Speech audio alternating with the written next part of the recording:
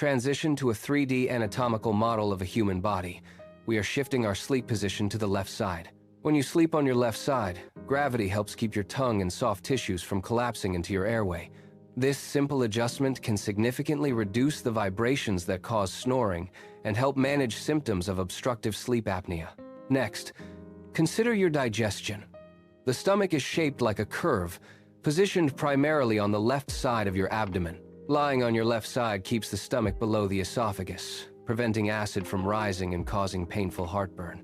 This position also encourages better blood flow throughout the body, reducing pressure on the major veins and arteries. Specifically, it helps the aorta, the body's largest artery, pump blood more efficiently by curving to the left. The heart also benefits, as the left side position can improve lymphatic drainage, helping the body filter waste more effectively. While individual needs vary, these anatomical advantages make the left side a scientifically supported choice for better rest.